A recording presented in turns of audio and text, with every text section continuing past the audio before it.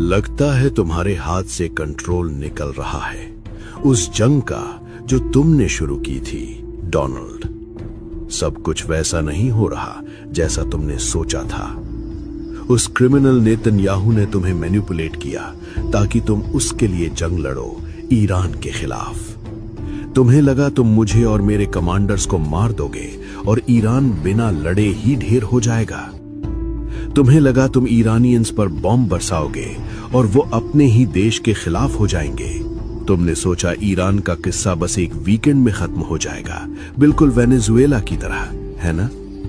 कितनी बड़ी गलती कर दी तुमने, ऐसी गलती जो किसी और अमरीकी प्रेसिडेंट ने कभी नहीं की होती। इजराइल ने तुम्हें झूठी इंटेलिजेंस दी थी और तुम्हारे अपने ही कुछ लोगों ने भी।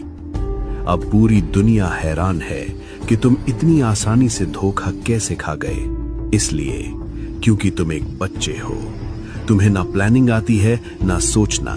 तुम्हें सिर्फ एक ही काम आता है, बड़ी बड़ी बातें करना और लोगों की इंसल्ट करना।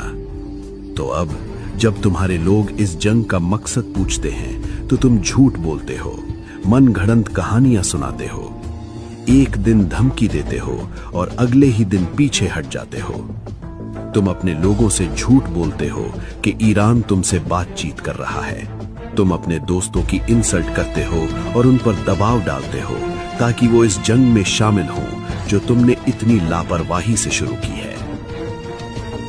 क्या किसी प्रेसिडेंट ने कभी अपने देश को इस तरह धोखा दिया है जैसे तुमने दिया?